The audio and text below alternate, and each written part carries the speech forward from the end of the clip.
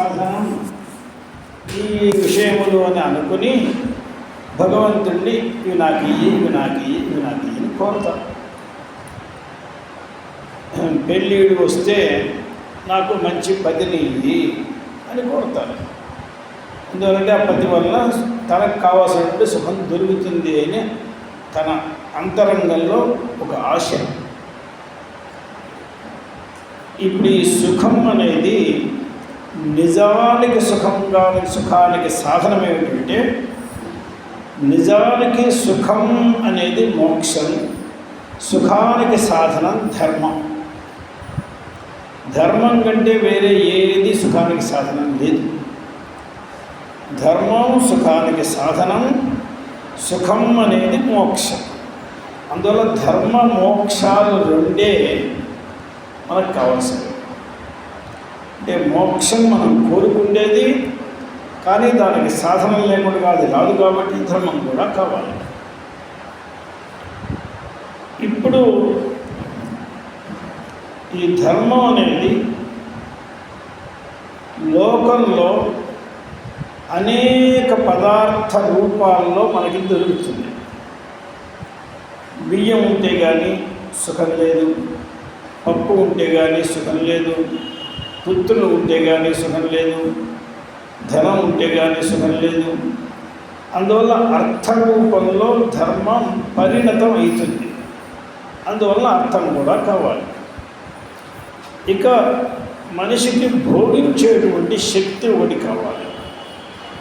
ఆ భోగం కావడానికి కామం అని చెప్తాడు. అందువల్ల ధర్మార్థ కామ మోక్షములు అనేవి ఇవి. నిజానికి కావాల్సింది మోక్షం ఒకటి. ఇప్పుడు ఈ మోక్షం అనేది ఒకే రకంగా ఉంటుందా అథవా అనేక రకాలుగా ఉంటుందా అనేది ఒక చిన్న సందేహం అందరికీ. ఎందువల్లంటే మోక్షాన్ని గురించి మాట్లాడేవాళ్ళు ఏం చెప్తారు, జ్ఞానం కంటే వేరే దేనితోనూ మోక్షం రాదు అని ఒక మాట చెప్తారు. మళ్ళా మరొకసారి ఏమంటారు, గంగలో స్నానం చేస్తే ముక్తి వచ్చేస్తుంది. గంగలో స్నానం చేస్తే ముక్తి వస్తుంది. శ్రీశైల శిఖరం దృష్ట్యా పునర్జన్మని విద్యతే. ఇట్లా అనేక చోట్ల ముక్తి చెప్తూ ఉంటారు. ఈ ముక్తిని గురించి మాట్లాడేవాళ్ళు సాలోక్య ముక్తి, సామీప్య ముక్తి, సారూప్య ముక్తి, సాష్టి, సాయుజ్య ముక్తి, మళ్ళీ ఇలా మాట్లాడుతుంటారు. అంటే ఎన్ని రకాల ముక్తులు ఉంటాయి సార్? ఏమిటి? అలా కాదండి, ముక్తి అంటే శుద్ధంగా కైవల్యమే ముక్తి అని మళ్ళా అది కూడా ఒక మాట అంటూ ఉంటారు. అంటే ఇప్పుడు క్లాసులో మొట్టమొదటి నుంచి చివరి దాకా ఉన్నవాడు, అన్ని రోజులు అటెండ్ అయిన వాడికి కన్ఫ్యూజన్ లేకుండా ముడుస్తూ ఉంటుంది. కొంతమంది ఏదో బయట వర్షం పడితే సరే తలదాచుకోవడానికి వచ్చి క్లాసులో కూర్చునేవాడు కొంతమంది ఉంటుంది. అదొక స్టూడెంట్స్లో అనేక రకాలు ఉంటాయి. ఇందులో మా గురుగారి పేరు ఎలా ఇవాళ ఏమైంది అయ్యా, గుడ్డలన్నీ తడిసిపోయినాయి, తల తడిసిపోయింది, ఇక యాత్ర చేయలేకుండా ఇటు లోపలికి వచ్చాడు. లేకపోతే వాడు లోపలికి క్లాసులోకి వచ్చేవాడు. అంటే వీడికి ఏమైందంటే ముందు వెనకలు తెలియదు కాబట్టి ఒకటే కన్ఫ్యూజన్గా ఉంటుంది. ఏదో ఆ రోజున ఇలా చెప్పారు, ఈ రోజున ఇలా చెప్పారు, ఏం చేస్తున్నారు. పుస్తకం అంతా చదివినట్టయితే కష్టం. ఇప్పుడు దీంట్లో ఉన్న విషయం ఏంటంటే, ముక్తి అనే దానికి కైవల్యం ఒకటే ముక్తి, మిగతావన్నీ ముక్తి లాంటివి. దీని గురించి ఉదయనాచార్యులు ఆత్మతత్వ వివేకం అనే గ్రంథంలో ఏం చెప్పారంటే, ఒక పిల్లవాడు 7-8 సంవత్సరాల వాడు ఉన్నాడు. వాడు ఒకేసారి 50 కిలోమీటర్లు నడవలేడు. కానీ వాడిని మనం సంకరం వేసుకోలేము. రెండో కాని వయస్సుది. ఏ సంవత్సరం పిల్లవాడైతే సంకరం వేసుకుంటాం. వీడికి 7 ఏళ్ళు వచ్చినాయి. 7 ఏళ్ళు వచ్చినాయి కదా అని వరుసగా 50 కిలోమీటర్లు నడవంటే అంత శక్తి లేదు వీడికి. వీడు తండ్రితో నడుస్తూ మధ్య మధ్యలో పీచి పెడతాడు. ఇంకా 5 దూరం నడవాలి. అంటే ఆయన కొంత దూరం నడిచిన తర్వాత, అరే ఈ మనుషులందరూ వస్తున్నారే, వీళ్ళు ఎవరు? మన ఊళ్ళో రైతులు, వీళ్ళందరూ మన ఊళ్ళో వడ్రంగులు, వీళ్ళు మన ఊళ్ళో పనిచేసేవాళ్ళు. అంటే ఏమిటి అర్థం? మన ఊరు వచ్చేసాను కదా ఇప్పుడు, మన ఊరు వచ్చేసాను అని వాడు ఒక శక్తితో మళ్ళీ నడుస్తూ ఉంటాడు. ఇప్పుడు రాలే ఇంకా వాడు. ఇక్కడి నుంచి 4 కిలోమీటర్ల దూరం ఉంది. మళ్ళా కొంత దూరం ఉన్న తర్వాత 1 కిలోమీటర్ నడిచి మళ్ళా గడుస్తుంది. వాడిలో శారీరకమైన శక్తి లేదు, మానసికమైన శక్తితో నడిచాడు. అక్కడ ఏం చేస్తాడు? చూడు, ఆ పెద్ద మందిరం కనిపిస్తున్నదే, అది ఏం మందిరం? అది మన ఊళ్ళో రామాలయం. అదేమిటి? మన ఊళ్ళో శివాలయం అంటే మనం వచ్చేసాం కదా అనగానే మళ్ళా కనిపిస్తాడు. మళ్ళా ఏడుస్తాడు. మళ్ళా ఏడ్చినప్పుడు అక్కడి నుంచి చూపిస్తూ ఉంటాడు. చూడు, ఈ వీధిలోకి వెళ్తే అని ఎందుకు వచ్చేస్తుంది. అలా వెళ్ళి వాడి వీధిలోకి వెళ్ళినప్పటికీ వాడి ఇంటి లోపలికి వెళ్తే కదా వాడు వెళ్ళినట్టు. అప్పటి వరకు అడుగులు వేస్తూనే ఉన్నాను. అలాగే వీళ్ళు కూడా ఏం చేస్తారంటే, మనం అక్కడ దాకా చేరుకోవడానికి ముందుగానే 90% వచ్చేసామంటే దీనికి సాలోక్యముక్తి, ఒక 92% వచ్చేసామంటే సమీప్యముక్తి, 94% వచ్చేసామంటే ఇలా చెప్తూ ఉంటారు. కానీ ఇవన్నీ కూడా కాదు. ఎందుకంటే 1 మార్కులో కూడా ఫెయిల్ అయిపోయేవాళ్ళు. 1 ఓట్లో ఓడిపోయిన వాళ్ళని చూడట్లేదా? అలాగే 1 మార్కులో కూడా పోతారు.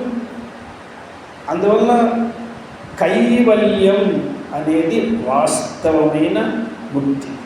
కైవల్యం అనే శబ్దానికి అర్థం ఏమిటంటే, కేవలం అనే శబ్దానికి భావం కైవల్యం, సుగంధం అనే దానికి సౌగంధ్యం, అలాగే కేవలం అనే దానికి కైవల్యం. కేవలం అంటే ఏమిటి? బ్రహ్మ తానై కూర్చుంటే ఇక రెండవ వస్తువు ఏమున్నది? కేవలం బ్రహ్మైవ అహమస్మి. ప్రపంచం లేదు, ఇతర కంటే వేరే ఏదీ లేదు, దేనికంటే వేరుగా వీడు లేడు, కేవలం ఇదొకటే. అందువల్ల మన వాళ్ళు శ్రీ కైవల్య పదమున అని ఆరంభించారు కదా మన కవులందరూ. శ్రీ కైవల్య పదం, ఆ కైవల్యం అనేది ముక్తి. అంటే తనకంటే వేరే ఏదీ లేదు, సర్వాత్మకుడైన బ్రహ్మ తానే కూర్చున్నాడు. ప్రపంచము ఆ బ్రహ్మలో ఉన్నది, ఇక ఏమీ లేనే లేదు. ఇప్పుడు ఇటువంటి తత్వములను నాకు ఆశ్చర్యం ఏమేస్తుందంటే, పెద్ద పెద్ద చదువులు చదివితేనే తెలుస్తుంది అని లేకుండా మన వాళ్ళు ఉగ్గి పాలతోనే మనకి ఈ విద్యలన్నీ పూశారు. విష్ణు సహస్రనామం మన ఇళ్ళల్లో చెప్పారు, చదవడం అలవాటు చేశారు, వినడం అలవాటు చేశారు. కానీ మనం దాని మీద దృష్టి పెట్టట్లేదు. కానీ కొంచెం దృష్టి పెడితే, ఎక్కువ దృష్టి పెట్టక్కర్లేదు, కొంచెం దృష్టి పెడితేనే మనం కృతార్థమైపోతాం. శివ పురాణంలో ఒక మాట రాశాడు, యా ప్రీతిరాత్మన పుత్రే యా కళత్రే ధనే పిచ. అరే, నీకు నీ పిల్లవాడు యందు ఎంతటి మమకారం ఉన్నదో, ఎంతటి మమకారం నీ భార్య యందు ఉన్నదో, ఎంతటి మమకారం నీ ధనమందు ఉన్నదో, ఎంతటి మమకారం నీ ఇంటి మీద ఉన్నదో, ఎంతటి మమకారం పశువుల యందు ఉన్నదో, ఎంతటి మమకారం క్షేత్రముల యందు పంట భూముల యందు ఉన్నదో, దానిలో 10వ వంతు ఈశ్వరుడి మీద మమకారం పెట్టుకోకూడదా? పెట్టుకుంటే ముక్తులైపోతావు నువ్వు. ఎవడు ముక్తులు కావు. అందులో యా ప్రీతిరాత్మన పుత్రే యా కళత్రే ధనేపి చ సాచే శివపూజాయ కో నముచ్యేత బంధనాత్. ఎవడన్నీ ముక్తులు కాడు. కొద్దిగా ఆడి పక్కకు చూశాడు అంటే వాడు నిశ్చయంగా ముక్తులైపోతాడు. ఇక వాడిని ఎవ్వరు 1000 తాళ్ళు వేసి ఆపినా కూడా ఆగడవాడు. ఆ భగవంతుడి మీద మనస్సు లగ్నం అయిందంటే ఎట్టింది వాడిని. ఇంకా వాడు ఎవ్వరు తాళ్ళు పెట్టి అడ్డు వేయలేరు. అలాగే కొంచెం ఆ శబ్దాల మీద మనకి తెలిసిన సంస్కృత పరిజ్ఞానంలో కొంచెం దృష్టి పెడితే చాలు. ఒక శ్లోకం చెప్తాను, మీ అందరికీ తెలిసింది.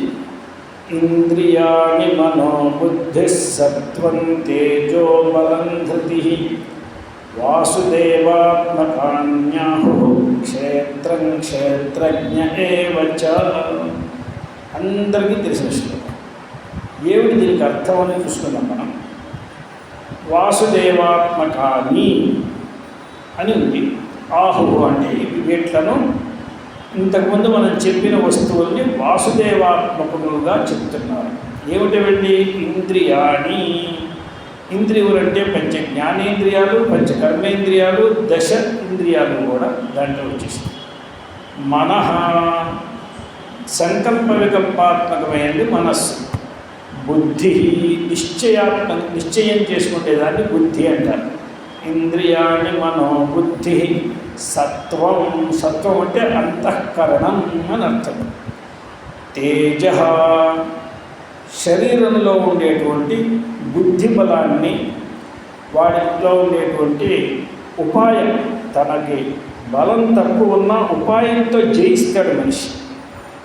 శారీరక బలంతోనే జయించడు, ఉపాయంతో జయించేస్తాడు. ఆ ఉపాయములు అదంతా కూడా బుద్ధిగత ఉపాయములు కానీ శారీరక ఉపాయాలు కానీ వీటన్నింటినీ కూడా బలం, ధృతి, ధైర్యం. ధైర్యం అనే దానికి అర్థం ఏంటంటే మొండి పట్టే అర్థం కాదు. ఒక విషయంలో నిశ్చయం తీసుకున్నామంటే చలించకుండా ఉండాలి. నిశ్చయం తీసుకుంటే ఇది సరైనది. భద్రాద్రి రామచంద్రుడిని కొలువు తీర్చి చక్కటి దివ్య భవ్య మందిరాన్ని నిర్మించి గౌతమి తీరాన మన రామదాసు చాలా పరిశ్రమ చేశాడు. తాను ఒక కారణంగా జీవిస్తూ ఇంత పనిచేశాడు. చేస్తే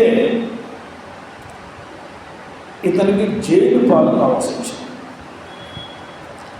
జైలు పాలైతే నేను మందిరం కట్టడం తప్పు అని అనుకోలేదు. జైలు పాలైతే అయినా ఏమిటి దీంట్లో కష్టం? రామచంద్రుడు మనల్ని వెనక్కి పెట్టాలి అనుకుంటే ఇంతకంటే దయ ఏమున్నది? అంటే మన మీద దృష్టి ఉన్నది కదా. మన మీద దృష్టి ఉంటే చాలు. ఆయన జైల్లో పెడితే, ఎందుకంటే జైల్లోంచి తెచ్చిన వాడు ఎవడు? ఆయన జైల్లోంచి ఆయనకి ఎవరు బెయిల్ ఇప్పించారు, ఆయన తరఫున ఎవరు వాదించారు, ఆయన డబ్బులు ఎవరు కట్టారు, అర్ధరాత్రి ఎవరు తెచ్చి ఆయనకి పెట్టారు, కాస్త పరీక్షకు ఓర్చుకుంటే మళ్ళీ ఆయనే భయనాశన. ఆయనే భయాన్ని ఇచ్చాడు, ఆయనే భయాన్ని పోగొట్టాడు, అంతా ఆయనే చేశాడు. కొంతమందికి ఇవాళ ఇది లేదే, రామ మందిరం కట్టమని నువ్వు నాశనమేనా అంటే నిజమే, మా వాళ్ళు తప్పైపోయింది అనుకుంటున్నారే. ఇది ధైర్యం కాదు. ధైర్యం అనే శబ్దానికి ఇది అర్థం. ధైర్యం అంటే నేను చెడిపోయింది దీనివల్ల కాదు, నాలో ఏదో ఒక పొరపాటు బుద్ధి ఉంటుంది, అందువల్ల నేను కష్టాలు పాలైనా కానీ రామమందిర ప్రతిష్ట వల్ల నేను మాత్రం చెడు కాలేదు. ఒకవేళ నేను లోకరీతిగా చెడ్డాలనుకుంటే భగవంతుడికి ఇంకా బాగా దగ్గరైనాడు. ఎందుకంటే జైల్లో ఎన్ని పాటలు పాడాడు. ఈ నిజంగా ఇంత కష్టం రాకుండా ఉంటే ఇన్ని పాటలు పాడేవాడు కాదు. ఆ పాటలు పాడుతూ ఆయన మీద ఉండే స్వాతంత్ర్యంతో తిట్టేశాడు. మీ అబ్బసమ్మా అన్నాడు. ఇది కష్టం రాకపోతే ఇంత మాట అనగలడా? ఆయన సుఖంగానే కూర్చోబెడితే ఏదో గౌరవంగా మాట్లాడుతుంటాడు. ఇప్పుడు ఉన్న నిజమేదో బయటకు వచ్చేసింది. కానీ అన్ని చేసి నేను అయ్యో తిట్టానని బాధపడ్డాడు. అంటే ఉన్న పాపం బయటికి పోవాలి అంటే ఆ కష్టాన్ని అనుభవించాలి, తప్పేదేం లేదు. అలా ఉంటే ఉన్నదేదో బయటకు వచ్చేసింది, కక్కేశాడు. ఆయన కూడా నిర్మలంగా తీసుకున్నాడు. ఆయన భక్తులుగా ఇవాళకి కూడా మనందరం అక్కడికి వెళ్తే రావణ్ణి ఎలా తలుచుకుంటున్నామో అలాగే ఆ గోపన్నన అనే పేరు ఆయన్ని కూడా తలుచుకుంటున్నాం కదా మనం. ఇవాళ మహాత్ములు అందరూ ఆయన తలుచుకుని ఏం గట్టాడయ్యా రామదాసు. మనం ఏమీ చూడలేదు, చూడని వాళ్ళని కూడా మనం ఇలా అంటే మరి ఆ రోజుల్లో మహాత్ములందరూ ఎలా ఉండేవాళ్ళు. దీన్ని ధైర్యం అని అంటారు. అందువల్ల పాల ముంచినా నీళ్ల ముంచినా నీవే, పాతయవా పాతాళే స్థాపయవా సకల భవన సామ్రాజ్యే, మాత తవ పదకమలం నైవముంచామి నైవముంచామి. నేను కాళ్ళు వదిలే ప్రసక్తి లేదు. నీవు నన్ను పరీక్ష చేయడానికి తొక్కేసినా సరే నేను మళ్ళీ ఉంటాను. దీన్ని ధైర్యం ఉంటాను. ఈ ధైర్యం కూడా మనలో ఉండే ధైర్యం కూడా అది కూడా వాసుదేవాత్మకం. ఇంద్రియాణి మనోబుద్ధి సత్వం తేజో బలం ధృతి. దాని తర్వాత ఇంకో రెండునే క్షేత్రం క్షేత్రజ్ఞ.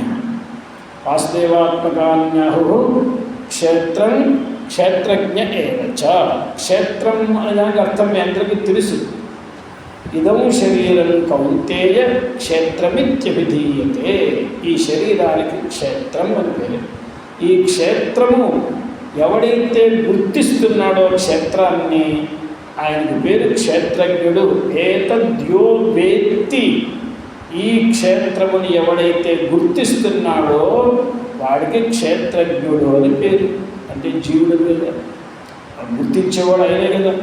అందువల్ల ఇప్పుడు ఇంద్రియములు, మనస్సు, బుద్ధి, అంతఃకరణం, తేజస్సు, బలము, ధైర్యము, ఈ శరీరం అంతయు, ఈ శరీరంలో ఉండేటువంటి జీవ చైతన్యము, ఈ సమస్తము వాసుదేవాత్మకము. ఇప్పుడు దీని గురించి మనకి పెద్ద పెద్ద పుస్తకాలు చదవాలని అవసరం లేదు. ఈ శ్లోకం మనం చదువుతూనే ఉన్నాం. దీని అర్థం మనం వాసుదేవాత్మకాన్యాహు. ఇంతకంటే మనకి ఏం కావాలి? ఇవన్నీ కూడా మనకి గీతల్లో 7వ అధ్యాయంలో 4-5 శ్లోకాలలో భగవంతుడు ఏం చేశాడంటే నావి 2 ప్రకృతులు ఉన్నాయి అని చెప్పాడు. నాకు 2 ప్రకృతులు ఉన్నాయి. ఒకటి అపరా ప్రకృతి, ఒకటి పరా ప్రకృతి అని ఆయన విభాగం చేసి చెప్పాడు. దానిలో ఈ ఇంద్రియాణ మనోబుద్ధి అనే దాన్నే అపరా ప్రకృతి అని చెప్పాడు. అక్కడేమన్నాడు? భూమి రాపో నలో వాయు ఖం మనో బుద్ధిరేవచ అహంకార ఇతీయమే భిన్నా ప్రకృతి రష్టథ అని ఇక్కడ ఈ శ్లోకంలో ఇంద్రియాణ మనోబుద్ధి ఆరంభించి 9 సామాన్లు చెప్పారు. అక్కడ ఆయన 8 చెప్పి 9వ దాన్ని విభాగం చేశారు. ఏమని? భూమి రాపో నలో వాయు ఖం మనో బుద్ధిరేవచ అహంకార. ఈ 8 అపరా ప్రకృతి అని. ఇతః అన్యాం అపరేయమితస్త్వన్యాం. దీనికంటే మొదటి ఏమిటి? ప్రకృతి విద్ధిమే పరాం. అది ఏమిటంటే జీవభూతాం మహాబాహో. క్షేత్రజ్ఞుని చెప్పాడు. జీవభూతాం మహాబాహో ధార్యతే జగత్ అని జీవుణ్ణి 9 చెప్పారు. ఇక్కడ మొత్తం అన్ని కలిపి 9 ఒకే శ్లోకంలో చెప్పారు. అర్థాత్ ఎక్కడ ఏది చెప్పినా ఒక శ్లోకంలో చెప్పినవండి, 2 శ్లోకాల్లో చెప్పినవండి, ఇదంతా ప్రకృతి. ఈ క్షేత్రం క్షేత్రజ్ఞ ఏవచాని, ఈ క్షేత్రజ్ఞుడు ఎవరండి? ఈ క్షేత్రజ్ఞుడిని ఏం తెలుసుకోవాలంటే క్షేత్రజ్ఞంచాపి మాం విద్ధి సర్వక్షేత్రేషు భారత. ఈ క్షేత్రజ్ఞుడిని నన్నుగానే తెలుసుకో. క్షేత్రజ్ఞుడిని పరమాత్మగా తెలుసుకుంటే దానికి కైవల్యం అని పేరు. క్షేత్రజ్ఞుడిని చాలా దగ్గరగా ఉన్నట్లుగా తెలుసుకున్నట్లయితే మిగతాదంతా మర్చిపోతే దాన్ని కూడా సామీప్య ముక్తి అని అంటారు. కానీ ఇక్కడి నుంచి కూడా పడేందుకు అవకాశాలు ఉన్నాయి. ఎంత దగ్గరికి వెళ్ళినా మనం పరాయి వాళ్ళమే, ఎంత దగ్గరగా ఉండొచ్చు. ఒక కవి అన్నాడు, చాలా చాలా పెద్దవాళ్ళకి దగ్గర ఉండకూడదు. ఎందుకంటే వాళ్ళకి ఏదైనా కోపం వస్తే ఆగ్రహపాత్రం మొట్టమొదటి వాళ్ళ మనమే అవుతాం. దూరంగా ఉన్న వాళ్ళని ఏం చేయడు. వాడికి ఏదో అనవసరంగా ఎక్కడో ఏ పళ్ళ మీద కోపం వస్తుంది, ఆవిడ మీద చూపించలేడు, మన మీద చూపిస్తాడు. అందువల్ల చాలా పెద్దవాళ్ళ దగ్గర మనం ఉండకూడదు. అందువల్ల ఈశ్వరుడి కంటే పెద్దవాడే ఉన్నాడండి. ఉంటే ఆయనపై ఉండు. ఆయన దగ్గర ఉండడం చాలా కష్టం. ఎప్పుడు ఏం జరుగుతుంది లేదు. ఆయన చేతిలో ఏదో ఒక వస్తువు ఉంది, అది కాస్త పడిపోయింది, పగిలింది. ఆ కోపాన్ని ఇప్పుడు ఎవరి మీద చూపిస్తాడు? పక్కనుండేవాడి మీద చూపిస్తాడు. అందువలన అత్యాసన్నాశ్చ రాజాన, చాలా రాజులకి దగ్గరగా ఉండకూడదు. ఆ రాజుని ఇంతకంటే పెద్ద రాజు పట్టుకోవడం ఆరంభిస్తే ఏమంటే ఈయన పక్కనుండేవాడు ఎవడని అడుగుతాడు. వీడి పేరు చెప్పగానే వీడు కూడా పట్టుకుపోతుంది. వీడికి ఏం సంబంధం లేదు. అందువల్ల వాళ్ళకి చాలా దగ్గరగా ఉండడం, కొంచెం దూరంగా ఉండడం అందువల్ల ఉంటే స్వయం రాజులమై ఉంటే, ఇక ఈ రాజులంటే ఇంకొకళ్ళ మోచేతి కింద నీళ్ళు తాగేటువంటి రాజులు కాదు. సార్వభౌముడై ఉంటే అది వేరు. అప్పట్లో ఉండేది సార్వభౌమాలు. ఇప్పుడు విన్న అసలు మనస్సులో కల్పనం చేసుకోవడానికి కూడా వీలు లేకుండా అర్థమే తెలియకుండా చేశారు ప్రపంచంలో. సార్వభౌములను ఉండేవాడు. ఇప్పుడు మనకి పరమాత్మ సార్వభౌముడు. ఆ సార్వభౌముడైనటువంటి పరమాత్మ స్వరూపుడు అయితే కష్టం లేదు. అలా కాకుండా విడిగా ఉన్నావో అయిపోయింది. నేను విడిగా ఉంటే ఏరి తీసేస్తారు, దాన్ని ఏరి తీసి పారేసేస్తారు. అలా లేకుండా ఉంటే దాన్ని కలిపేస్తారు. ఒక ముసలమ్మ గారు నాకు చెప్పింది, చాలా ముసలమ్మ, ఆమె ఏ దృష్టిలో ఉన్నది నాకు చాలా ఆశ్చర్యం వేస్తూ అనిపిస్తుంది.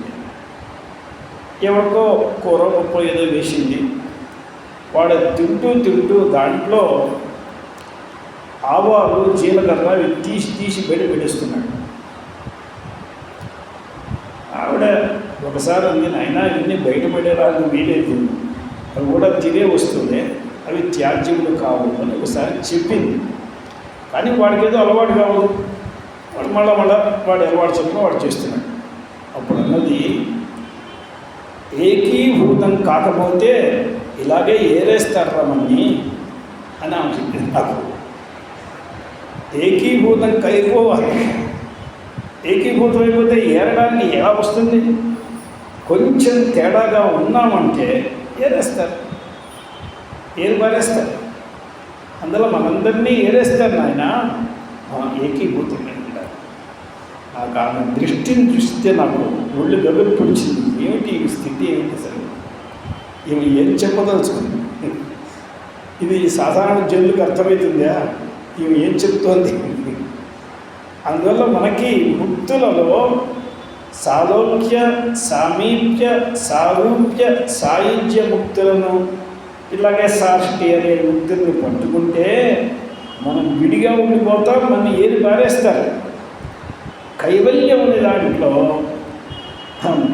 ఈ చందనం అరగ తీసేటప్పుడు కొన్ని ద్రవ్యాలు వేసి తీరాలి. ముఖ్యంగా 1-2 చెప్తాను.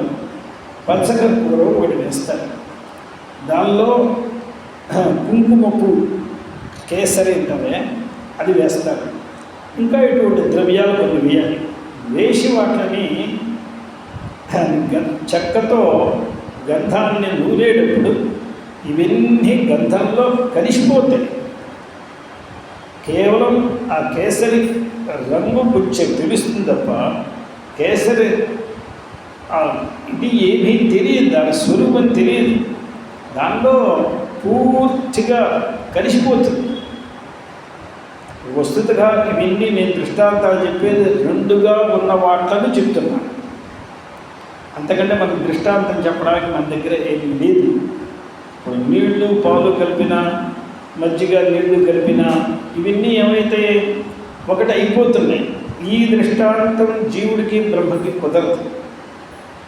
జీవుడికి బ్రహ్మకి దృష్టాంతం చెప్పాలంటే పాలల్లో పాలు పోస్తే కలిసిపోతున్నాయి, పాలల్లోనే పాలు పోసి గంగలోంచి దోషం నిండా నీళ్లు తీసుకుని సూర్యుడికి అర్ఘ్యం ఇవ్వాలి అని మనం గంగలో వదులుతున్నాం.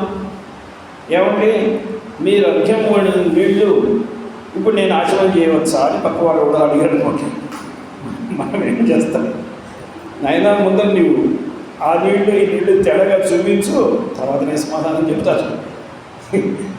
మీరు అర్ఘ్యం వదిలేశారు గంగలో, అంటే నీటిలో నీళ్లు పోస్తే ఇంకా అవి అంటే నీటిలో నీళ్ళు కూడా ఉంటే అక్కడ ఉన్న నీటినే మనం విడిగా చేసినట్లుగా చేసి మళ్ళా కలిపినట్లుగా కలిపినాం. అలాగే జీవుడు ఎప్పుడూ బ్రహ్మస్వరూపుడే ఉన్నవాడు తాను విడి అయినట్లుగా భావించుకుని మళ్ళా కలిసినట్లుగా ముక్తి పొందినట్లుగా భావించుకుంటున్నాడు. అందువల్ల ఇవింత ముక్త ఇవ అన్నారు. వీడు ముక్తి నిశ్చయంగా ఎప్పుడూ ముక్తుడే. వీడు ఇవాళ కొత్తగా ముక్తుడు కాలేదు, వీడు ఎప్పుడూ ముక్తుడే. ఏ ఒకడైనా శిష్యుడు గురువు గారి దగ్గరికి వెళ్ళి, అయ్యా నేను బంధంలో ఉన్నాను, నేను దుఃఖం అనుభవిస్తున్నాను, నేను చాలా కష్టాల్లో కూరుకుపోయి ఉన్నాను, నన్ను మీరు ఉద్ధరించండి, నాకు ముక్తినిప్పించండి అని ప్రార్థిస్తే ఆ గురువుగారు నాయనా నేను ఉద్ధరిస్తాను, నేను ముక్తినిప్పిస్తాను, మీ బంధాలన్నీ తెంచుతాను అని అంటే వారు గురువులే కాదు. గురువులు ఏం చెప్తారు, నాయనా అసలు నీకు బంధమే లేదురా, నీవు ఇప్పుడే ముక్తుడివిరా, నాయన ముక్తుడివై ఉన్న నీకు నేను ముక్తుడిని అని తెలియకుండా కూర్చున్నావు. లేని బంధాన్ని నన్ను ఎవరో బంధించారో అని నువ్వు అనుకుంటున్నావు అని గురువు గారు ఆరంభిస్తారు. అది ఎలాగండి, నాకు ఆ భ్రమ ఎలా వచ్చింది, ఆ భ్రమను నిరూపిస్తారు.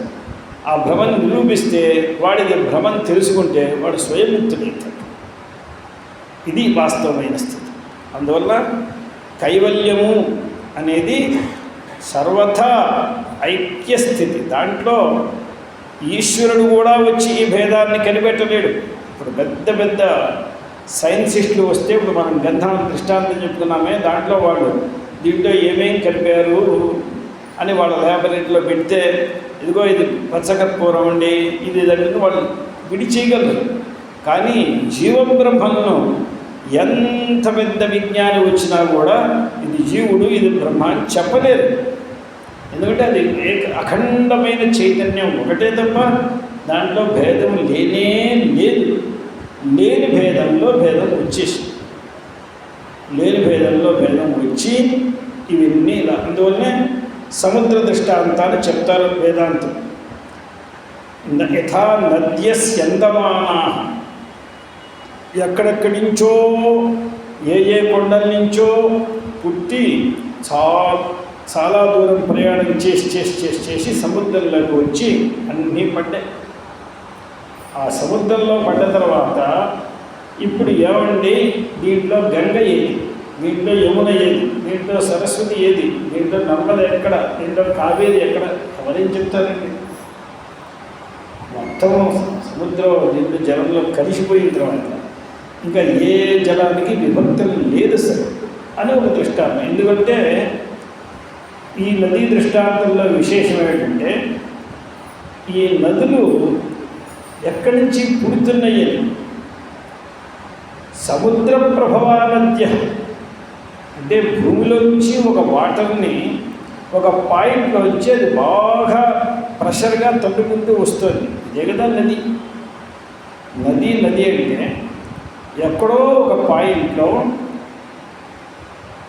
అక్కడ భూగర్భంలో ఉండేటువంటి వాటర్ చాలా ప్రెషర్గా తన్నుకుంటూ వస్తూ ఉంటే అక్కడ ఉన్న మట్టి గడ్డల్ని వీటిని ఎవరో మహాత్ములు ఎవరు తీశారో మనకి తెలియదు. తీస్తే అక్కడి నుంచి ఆరంభమై వాటి దాకా అది అలా వెళ్తూనే ఉన్నది. ఇప్పుడు ఈ భూగర్భంలోకి వచ్చిన జలం వర్షంతో వచ్చేటువంటి జలమే కదండి.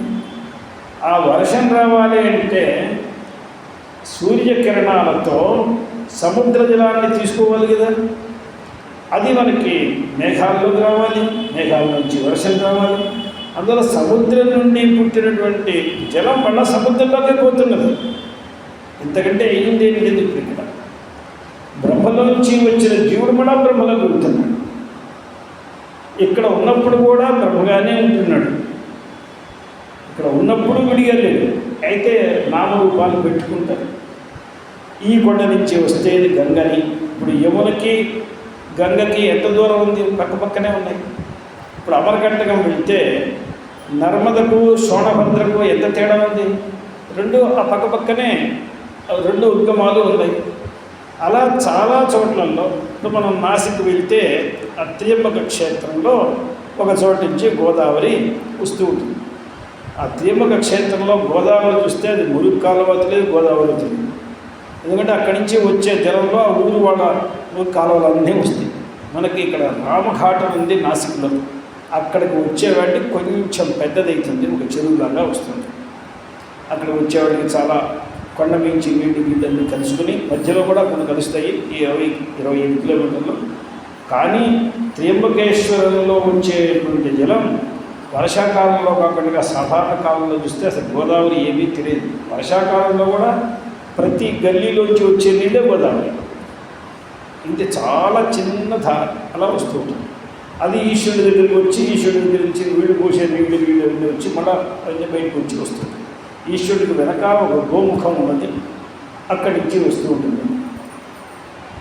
అదే వర్షాకాలంలో అయితే అక్కడ ఉండేటువంటి పెద్ద పెద్ద కొండల నుంచి నీళ్ళన్నీ చోటపడి బాగా ఎక్కువ నీళ్లు పడతాయి. అందువల్ల మొత్తం నదీ దృష్టాంతంతో యథా నద్యస్యందమానాః ఇలా వెళ్ళి ఇవన్నీ బ్రహ్మలో కలిసిపోయాయి, సముద్రంలో కలిసిపోతున్నాయి. అలాగే జీవులందరూ తద్వజ్జీవ ప్రవిశంతి, అదే రీతిగా బ్రహ్మలోకి వీళ్ళందరూ ప్రవేశిస్తారు. దీన్ని కైవల్యం.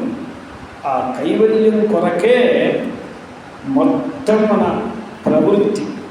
ఆ కైవల్యం అనేది నిత్య నిరతిశయ ఆనందం. దానికే రసం అని పేరు. ఆ కైవల్యానికే మరొక పేరు సారం, కాబట్టి దాన్ని రసం అని పేరు చెప్పారు. అది చాలా సారం. మనందరం చారు అని మనం భోజనంలో చివరిగా వాడేటువంటి ఒక వస్తువుని వాడతాము. దానిని రసం అనేవాళ్ళు తమిళనాడు వాళ్ళు ఉన్నారు. దాన్ని ఈ చారు అనే శబ్దాన్ని కర్ణాటక వాళ్ళు సారు అంటారు. వాడు అంటే సారం, అంటే మనకు కూడా చారు అనేది ఇది సాని చా అని పెట్టి ఇది సారం అని పెడతాం. అంటే దీంట్లో ఏం చేస్తారు మన వాళ్ళు? ధనియాలు, మిరియాలు, ఇంకా ఏవో అనేక ఔషధాలు వేసి దాంట్లో నీళ్లు పోసి బాగా మరగబెడితే దాన్ని సారం అన్నమాట. కేవలం పప్పులు, ఉప్పులు, గాలిలో గుళ్ళు తింటే అరగదని చివరికి ఇది ఒక ఔషధం. దీంట్లో కూడా కాస్త ఉప్పు ఇవన్నీ వేస్తే ఇది కూడా రుచిగా ఉంటుంది. అందులో ఇది కూడా 4 పుచ్చుకుంటే కేవలం కషాయం అని చెప్తే ఎవడు తాగడు. అందులో దీంట్లో కూడా ఏవో 2 టమాటాలు వేసి ఇస్తే పిల్లలకి ఇది మంచి. అందువల్ల దీన్ని సారం అంటే అనేక ఔషధి సారం ఇది, అనేక ఔషధి సారం. అలాగే ఇప్పుడు సమస్త ప్రపంచ సారం, సమస్త గ్రంథ సారం, సమస్త వేదాంత తత్వ సారం బ్రహ్మ. అదే రసం, ఏకరస అని అమ్మవారికి పేరు కదా. ఈ ఏకరస అన్నప్పుడు నవరసేషు ముఖ్య శృంగార రసమో యస్యాసా అని ఆచార్యుల వారు, నవరసముల్లో ముఖ్యమైన శృంగార రసము ఏ అమ్మవారి దగ్గర ఉన్నదో ఆ అమ్మవారికి ఏకరస అని పేరు. ఇక్కడ నవరసముల్లో ముఖ్యమైనది ఈ రసము, శృంగార రసము అని ఏ అభిప్రాయంతో అన్నారు అంటే, ఒకే ఒక వ్యక్తి ఉన్నట్లయితే శృంగారం అనే మాట లేదు. దీని గురించి ఒక శ్లోకం వేరే ఒక చోట ఉన్నది, దాన్ని వేరే నామంలో తీశారు. స్రష్టు స్త్రీపుంస నిర్మాణ మాతృకా రూపధారిణి ప్రపద్యే ప్రతిబోధాయ తౌ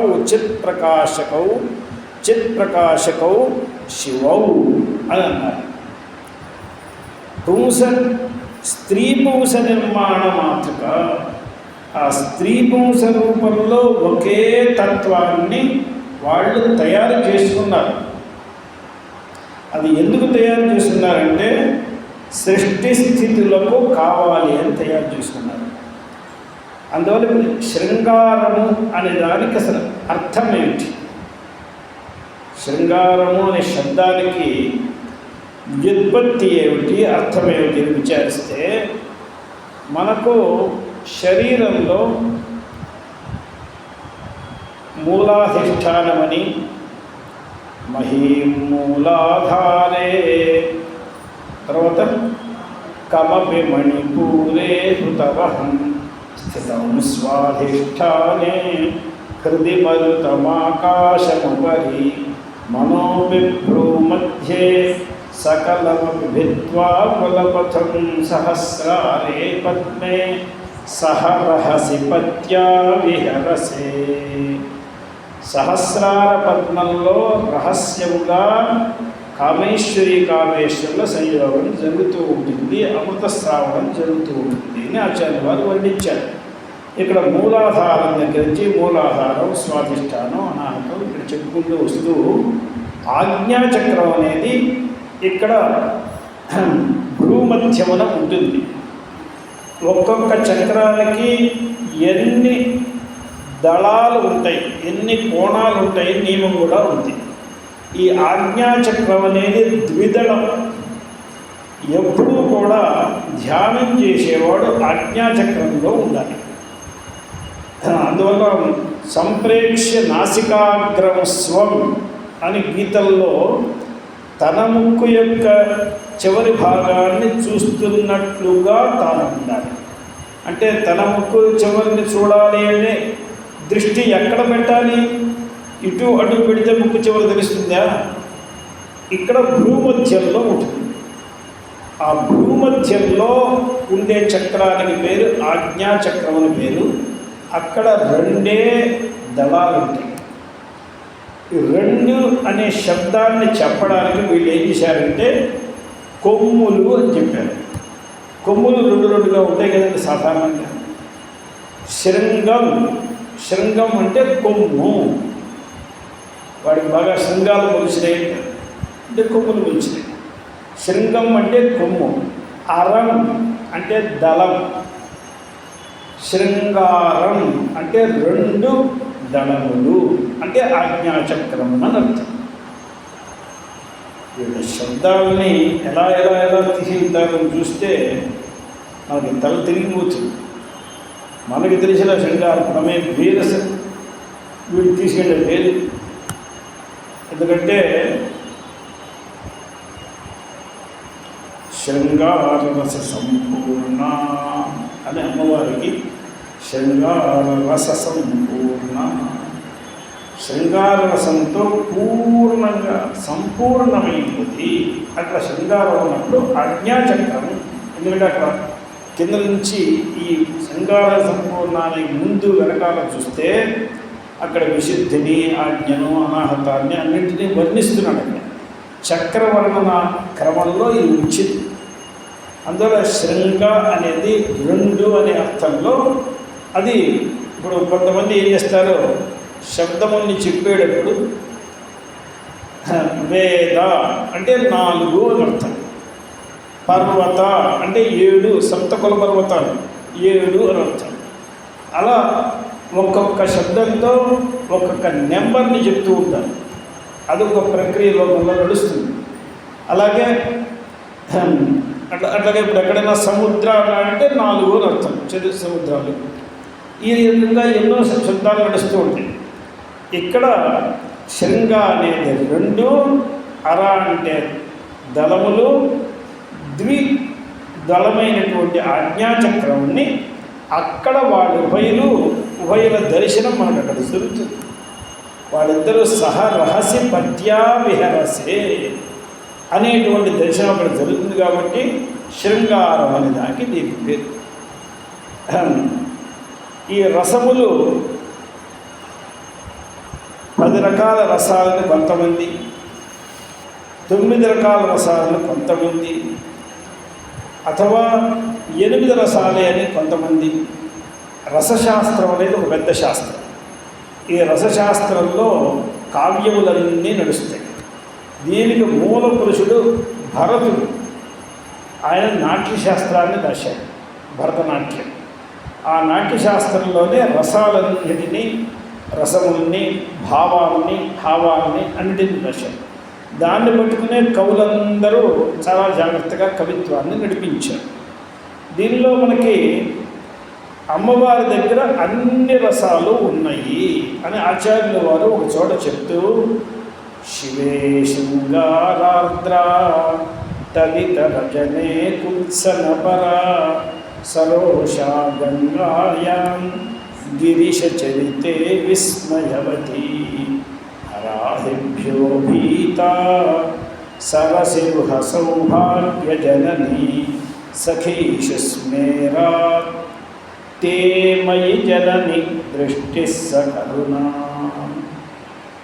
అని అన్ని రసముల్ని వర్ణిస్తూ శివుడి యందు చాలా గొప్పదైన శృంగార రసము కలదానివి.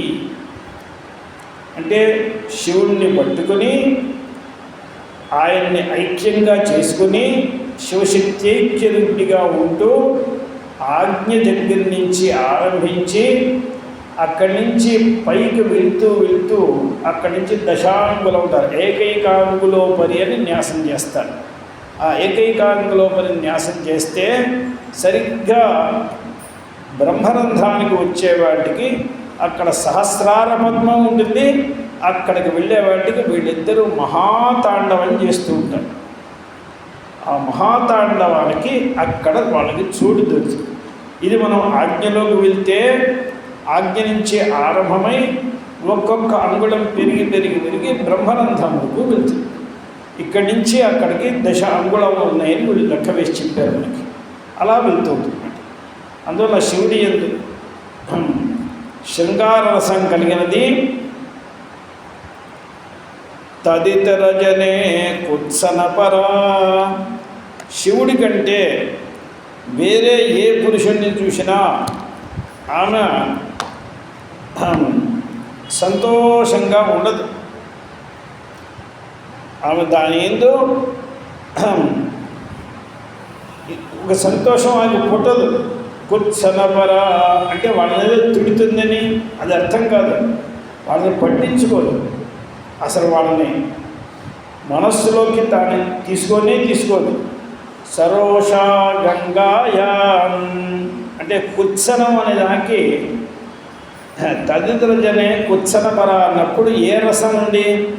ఇక్కడ శృంగార రసం శివుడి ఎందు. ఇతర జనుల ఎందు కుత్సనం అనే దానికి అర్థం ఏంటంటే బీభత్సరసం. బీభత్సరసాన్ని మనం రోడ్డు మీద ఏదైనా చాలా మనం చూడడానికి వీలు లేకుండా పడి ఉంటుంది. దానిపైన మన దృష్టి పెట్టవసరం, చూసి కూడా చూడకుండా పోతూ ఉంటాం. అలాగే శివుడి కంటే ఇతరమైన జనుల్ని ఆమె చూడకుండానే వెళ్తూ ఉంటుంది. అందువల్లనే ఒక చోట ఏమన్నారంటే, అమ్మవారు మనని చూడాలి అంటే మనం పరమశివులం కావాలన్నారు. మనం ఎప్పుడైతే శివులమవుతామో అప్పుడు అమ్మ మన మీద దృష్టి వేస్తుంది. మనం శివుడి కంటే ఇతరంగా మనం ఉన్నట్లయితే మన మీద ఆమె దృష్టి పడదు. అందువల్ల ఇప్పుడు మనకందరికీ శివోహం శివోహం. ఎందుకు ఈ మాట అందా? ఈ శివోహం అనే దృష్టి మనకు వచ్చినట్లయితే అమ్మ దృష్టి వెంటనే పడుతుంది మన మీద. అప్పుడు మనం కృతార్థమైపోతాం. ఈ మాట సప్తశతిలో ఒక రాక్షసుడు ఏం చేశాడంటే, నేను నిన్ను వివాహం చేసుకుంటాను, నా దగ్గరికి రమ్మని అమ్మవారికి కబురు పెట్టాడు. అమ్మవారు ఏం చెప్పిందంటే, అరే నేను ఎవరి దగ్గరికి వచ్చి నేను వివాహం చేసుకోను, నా దగ్గరికి వచ్చి వాడు వివాహం చేసుకోవచ్చు. వాడికి కావాల్సినటువంటి నియమాలు ఏమిటో నేను చెప్తాను అని కొన్ని షరతులు వినిపించి, ఏమిటిది? యోమే ప్రతిఫలో లోకే సమే భర్త భవిష్యతి. ఎవడైతే లోకంలో అందరినీ జయిస్తాడో, ఎవడో జయించకుండా ఒకడు కూడా ఉండాలని వీల్లేదు, అందరినీ ఎవడైతే జయిస్తాడో వాడు నా భర్త కాగలడు.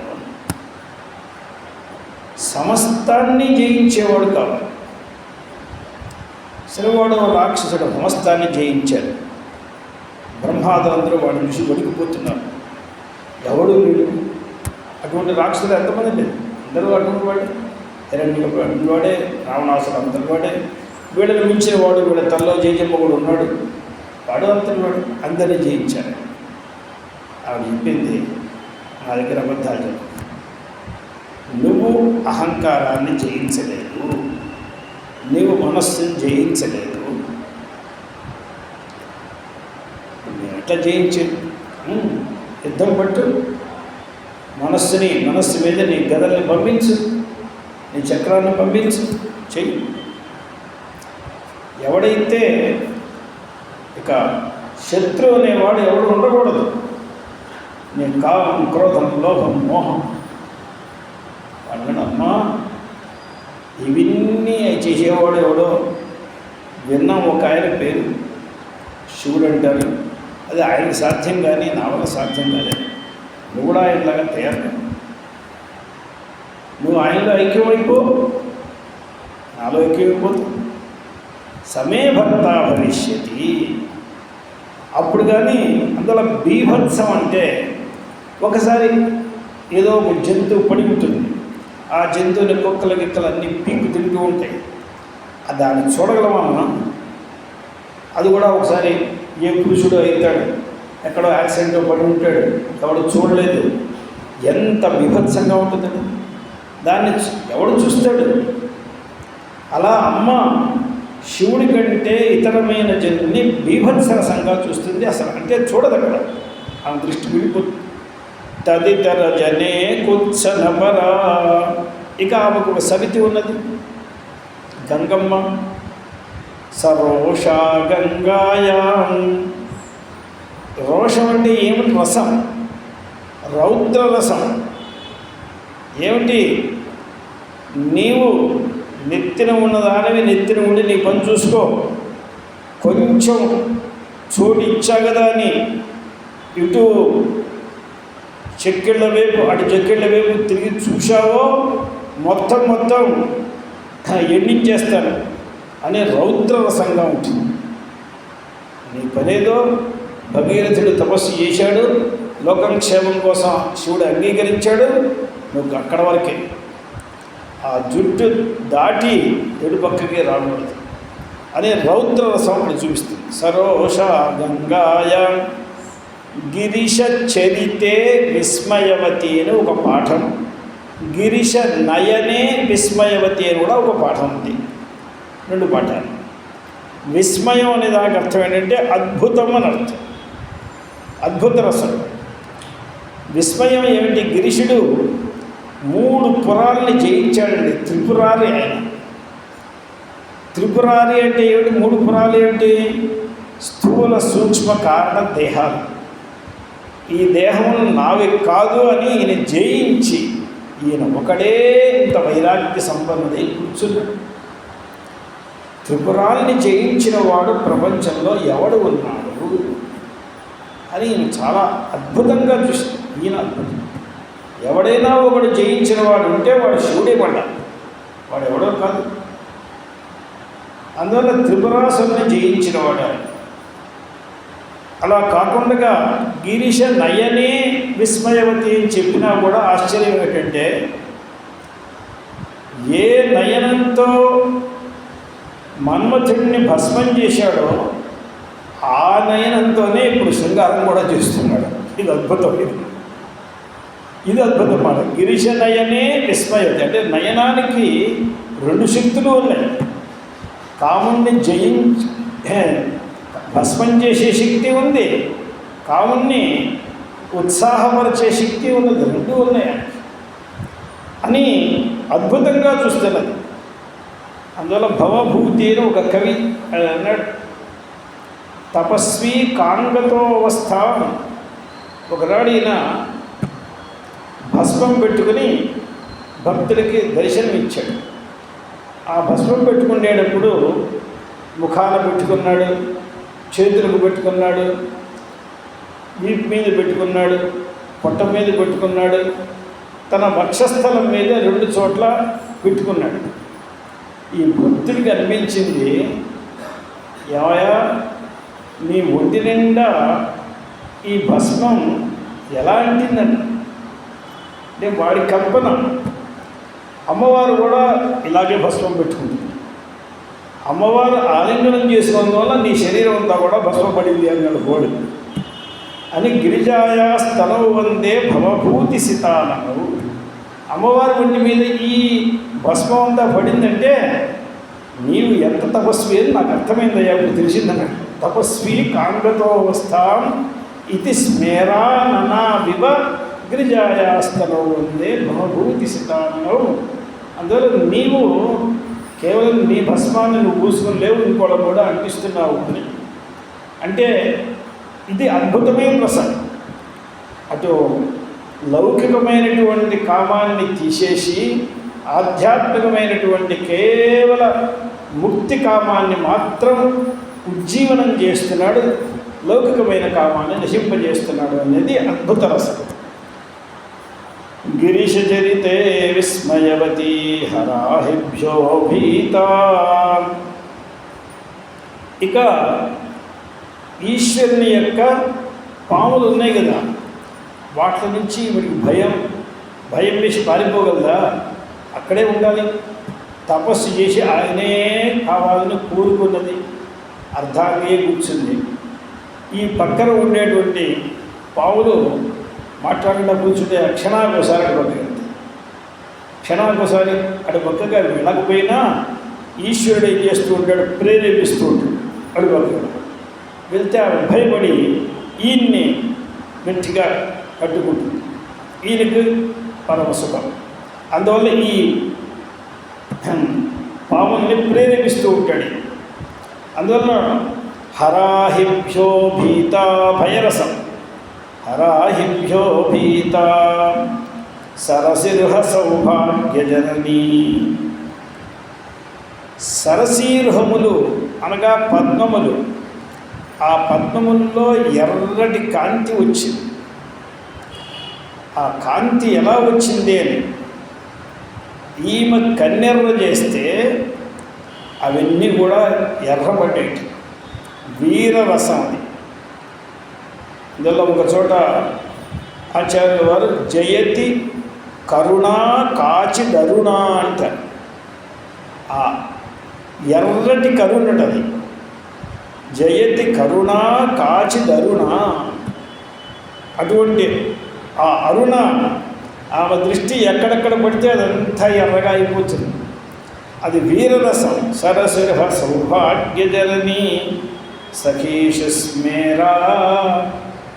అది హాస్యరసం, మంద హసనం చేస్తూ శకులతో ఎప్పుడు మాట్లాడుతూ చాలా అపాంగ వీక్షణంతో వాళ్ళని చూస్తూ మందహాసం చేస్తూ ఉంటుంది. తే మయి శనని దృష్టి సకరుణ. అమ్మా, నీకు ఇన్ని రసాలకు చోటు దొరికింది, కరుణారసం చేయడానికి చోటు ఎక్కడా దొరకలేదు. లోకంలో అందరూ కూడా శక్తివంతులు, అందరూ బుద్ధిమంతులు, అందరూ ఉపాయాలు గలవాళ్ళు, అందరూ ఏదో వాళ్ళ మార్గాన్ని వాళ్ళు చూసుకుంటున్నారు. వాళ్ళు ఎలాగోలాగా ముక్తికి రాగలరు. కానీ నేను ఒకడు ఉన్నానే, నాకు శక్తి లేదు, బుద్ధి లేదు, అథవా మంచి వాళ్ళ సహాయం లేదు, నాకు ఏదోవా తెలియదు. నీ కరుణ మాత్రంతో జీవించేవాడిని. నీరు కంటే జీవనం లేని చేప ఎలా ఉంటుందో ఆ రకంగా నేను నీ కరుణ లేకపోతే నాకు జీవనం లేదు. అందువల్ల హే మాతః తే కరుణామయి అని ఆచార్యుల వారు మనందరినీ దృష్టిలో పెట్టుకుని, ఇప్పుడు భక్తి కూడా ఒక రసం అనేవాళ్ళు. శాంతం అనేది కొంతమంది అభిప్రాయంలో భరతుడు ఏమంటాడంటే శాంతం రసం కాదంటాడు. ఎందువలంటే మారేదైతే రసం అనేది మారుతూ ఉండాలి. ఒకే నవ్వుతూనే ఉంటే రసికులకి కొంత దూరం వెళ్ళిపోయిన తర్వాత భగవాన్ దాంట్లో మధ్యలో ఒక కోపం రావాలి, దాంట్లో మధ్యలో ఒక కామం రావాలి, దాంట్లో మధ్యలో ఏదో మరొకటి రావాలి. ఆ రసములన్నీ మారుతూ ఉండాలి. శాంతమని వచ్చిన తర్వాత మనం చెప్పుకున్నామే ప్రశాంత వాహిత, అక్కడ వచ్చిన తర్వాత మారడం లేదు.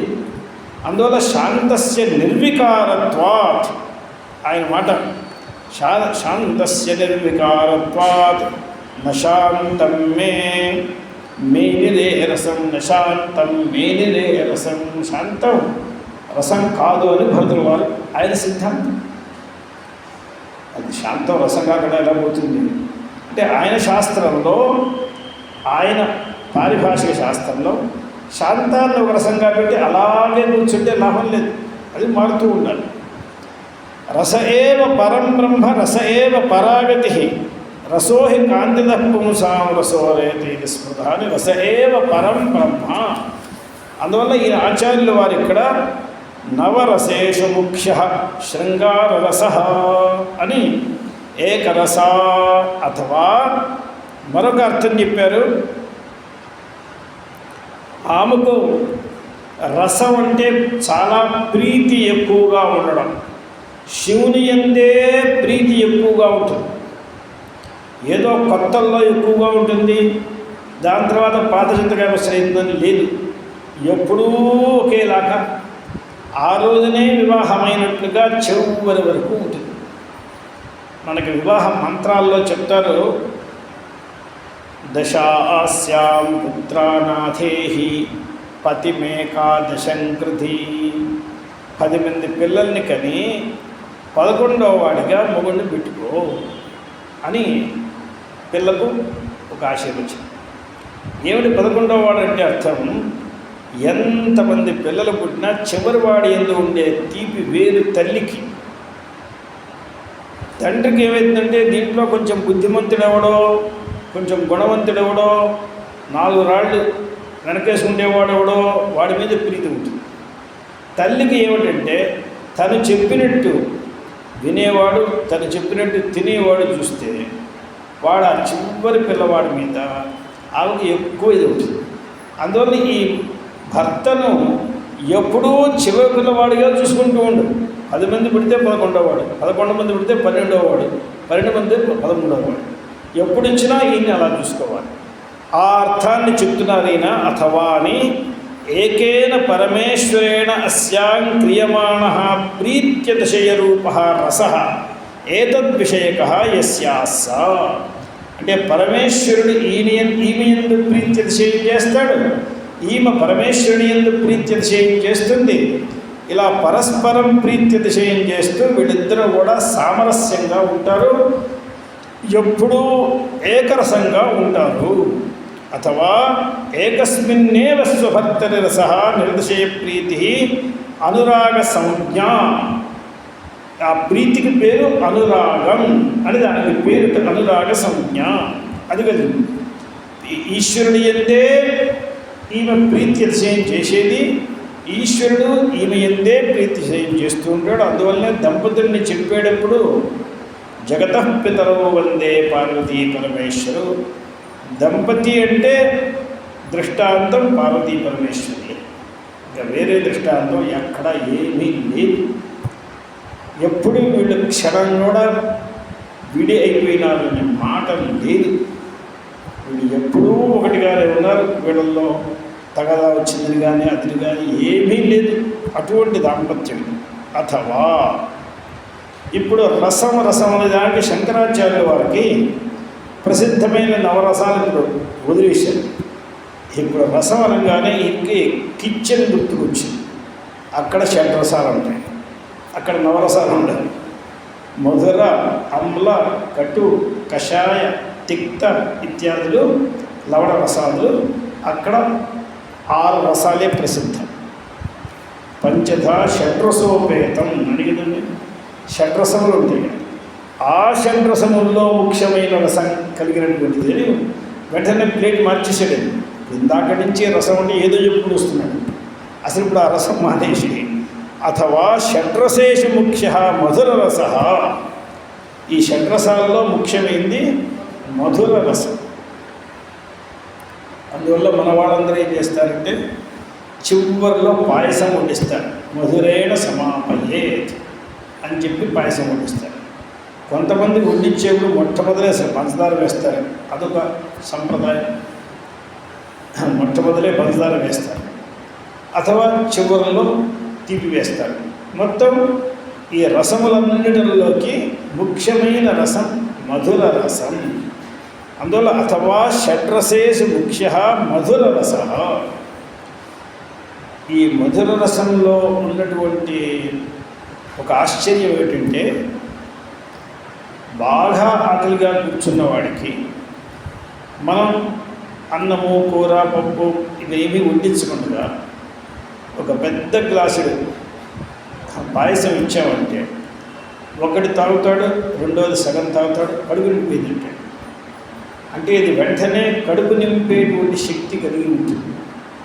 అందువల్ల మన వాళ్ళు ఏం చేస్తారంటే పాయసాన్ని వండించేప్పుడు శాస్త్రంగా ఒక చిన్న చెంచాతో వేసినప్పటికీ మొత్తం భోజనం అయిన తర్వాత వడ్డిస్తారు. అంటే ఇది ఇంత తిన్న దాంట్లో ఎక్కడైనా లోపాలు ఉంటే అది పూర్తిగా పూర్ణం చేస్తుంది. మొట్టమొదటి వడ్డిస్తారు. వాడు భోజన శక్తి పూర్తి, వాడికి ఆకలే మందగించిపోతుంది. ఆకలే ఉంటుంది. మధుర రసాలకు ఉన్న స్వభావం ఆకలిని మందగింపజేస్తుంది. మిగతావన్నీ వృద్ధి చేస్తాయి. ఈ వృద్ధి చేసేటువంటివి వృద్ధి చేసి జాఠదాన్ని పెంచి అవి తింటూ ఉండగా చివరిలో వేస్తారు. అందువల్ల షడ్రసేషు ముఖ్య మధుర రస. అది ప్రియం కాబట్టి మధుర రసం ఏమి చాలా ప్రియం. ఎన్ని చేసినా అమ్మవారికి మధుర రసం ప్రియం కాబట్టి ఈ మధుర రసం ప్రియం ఎందుకు అయిందండి అమ్మవారికి? ఇప్పుడు మనకి కొంతమందికి మనం పులిహార నైవేద్యం పెడతాం, మరో కొంతమందికి మరో నైవేద్యం పెడతాం. ఈమెకి మధుర రసం ఎందుకు ప్రియమైంది అంటే భగవద్గీతలో 17-18 అధ్యాయాల్లో ఈ త్రిగుణములను వీటి విభాగాలను తీర్చారు. దాంట్లో సత్వం, రజస్సు, తమస్సు అని వాటిని చెప్తూ సాత్వికులకి ప్రియమైన ఆహారం ఏమీ ఉంటుంది అనగా మనం కూడా సత్వ సంపన్నులం కావాలంటే ఏం తినాలి అన్నప్పుడు రస్యాహ స్నిగ్ధాహ అన్నప్పుడు మధుర రసం అన్నది సాత్వికులకు చాలా ప్రియం. మధురం అనేది సత్వగుణాన్ని పెంచుతుంది. అందువల్ల సత్వగుణాన్ని పెంచుకుందాం అనుకునేవాడు మధుర రసాన్ని ఎక్కువ తినాలి. సత్వగుణం బాగా కలవారు మధుర రసమే ప్రియంగా తింటారు. రస్యా స్నిగ్ధా స్థిరా హృద్యా ఆహారా సాత్విక ప్రియా.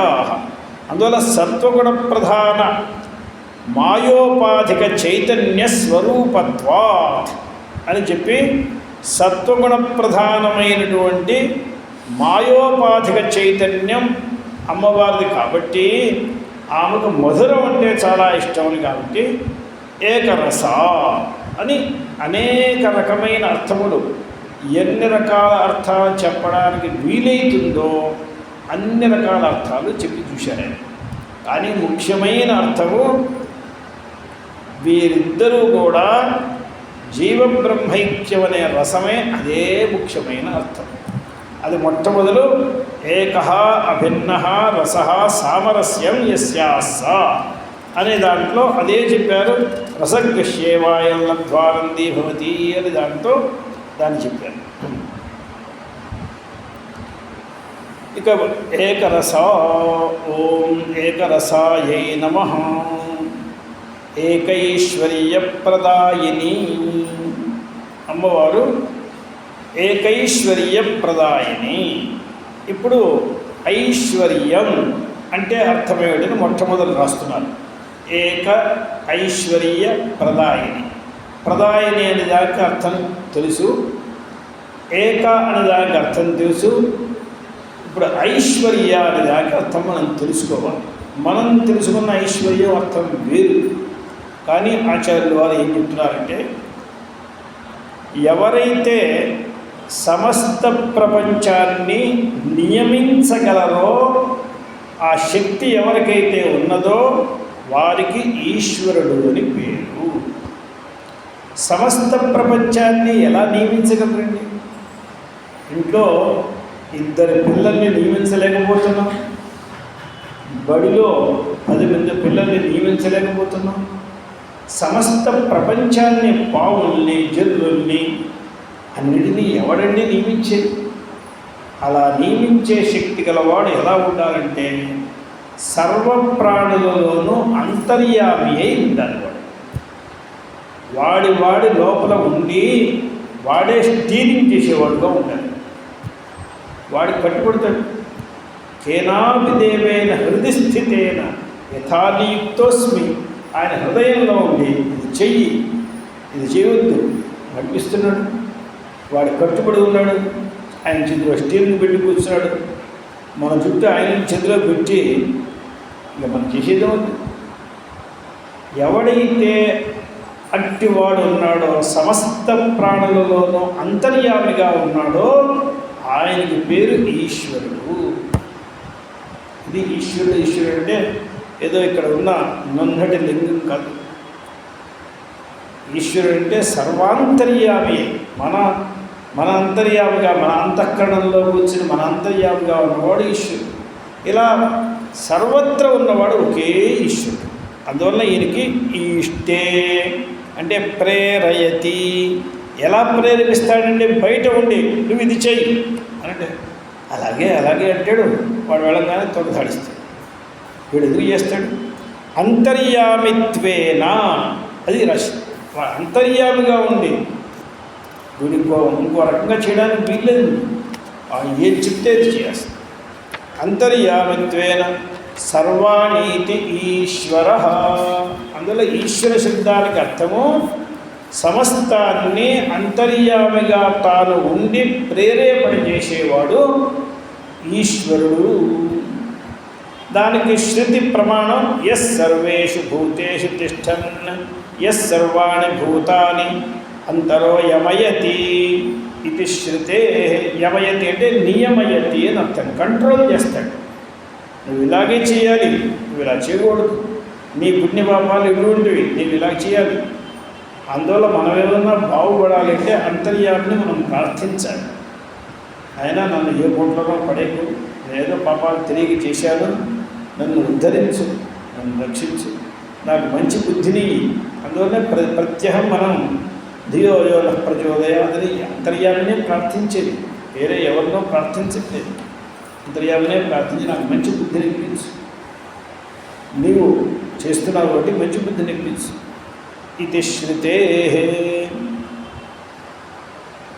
అందువల్ల ఈయన ఈశ్వరుడు కాబట్టి, అంటే సమస్త ప్రపంచంలో ఉండేటువంటి చెట్లు కానీ, పుట్లు కానీ, కీటములు కానీ, పక్షులు కానీ ఏవైనా సరే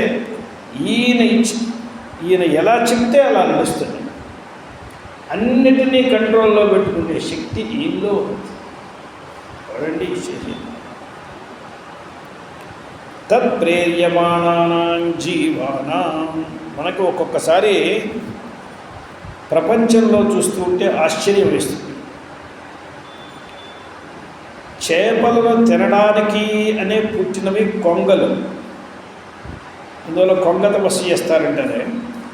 కొంగలు ఏం చేస్తే ఇక్కడ ఒంటి కాళ్ళ మీద నించుని కళ్ళు మూసుకున్నట్లుగా తపస్సు చేస్తున్నట్లుగా అక్కడ నిల్చుంటాయి. ఏ చేప పిల్లో అలా తిరుగుతూ ఇటు వచ్చిందనగానే దానికి ఇంత పొడుగు ముక్కుంటుంది, పెద్ద మడకాయ, ఒక్కసారి పట్టుకొని పెట్టేసుకుంటుంది. శ్రీరామచంద్రుడు వనంలో వెళ్తూ ఒక నదిలో కొంగల్ని చూశాడు. చూస్తూ లక్ష్మణుడితో ఉన్నాడు, చూడరా లక్ష్మణ, ఈ దేశం ఎంత గొప్పదో, పక్షుల సైతం ఒంటి కాలు మీద తపస్సు చేస్తున్నాయి, ఇది చాలా తక్కువ భూమి అని లక్ష్మణుడితో చెప్తున్నాడు. లక్ష్మణుడు కూడా జీ అంటున్నాడు. ఇంతలో ఒక చేప వచ్చి, రామా, నీవు ఈ ఊరి వాడి కథయా, నీకేం తెలుసు, ఇవి తపస్సా పాడా ఏం చేస్తున్నాయి, మా కులాన్ని సర్వనాశనం చేస్తున్నాయి. ఇది వాల్మీకి రామాయణంలో ఉన్న శ్లోకం. అది మా కులాన్ని సర్వనాశనం చేస్తున్నాయా, ఇవి తపస్సు చేయట్లేదు, కళ్ళు మూసుకోలేదు, ఏమీ లేదు. అలా కళ్ళు మూసుకున్నట్టుగా ఉంటే అక్కడ ఏదో ఆహారం కోసం మేము వెళ్తే పక్కన పట్టుకుంటాం. కానీ ఒక ఆశ్చర్యం ఏంటంటే, ఒక చోట ఒక సముద్రంలో కెరటాలకి నీరు బాగా దూరం కొట్టుకొచ్చింది. ఆ కొట్టుకొచ్చినప్పుడు ఒక చేప ఒడ్డుకు కొట్టుకొచ్చింది. కొట్టుకొచ్చిన చోట చిన్న గుంట ఉన్నది. అక్కడ ఆ గుంటలో చేప పడిపోయింది, నీరు మాత్రం వెళ్ళిపోయింది, చేప అక్కడ ఆగిపోయింది. ఆ చేపకు నీరు లేకపోవడం వల్ల అది కొట్టుకుంటుంది. చాలా ఆ గుంటలో ఎంత నీళ్లు ఉంటాయి, ఆ నీళ్ళంతా సరిపోవు దానికి, అది ప్రాణాలతో విలవల కొట్టుకుంటుంది. ఇంతలో పైనుంచి ఒక కాకి వచ్చి దాన్ని తినడం ఆరంభించింది. ఈ కాకికి దీని మొత్తాన్ని తీసుకుని ఎత్తుకుని వెళ్ళేంత సామర్థ్యం లేదు, ఇది పెద్ద చేపగా ఉంది.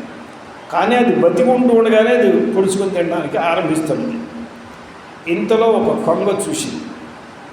ఆ కొంగ తన ముక్కుతో తీసుకుని బాగా నీళ్ళ దాకా వెళ్ళి ఆ నీళ్ళల్లో వదిలిపెట్టి వచ్చింది. ఏమండి, ఇది కొంగకి స్వభావం అసలు. అంటే ఇప్పుడు ఈశ్వరుడు ఏం చేస్తున్నాడు, ఎవరికి బతికేటువంటి ఒక పుణ్యం ఉన్నదో అక్కడ ఈయన అంతర్యామిగా ఉండి ఈ పని చేయిస్తున్నాడు.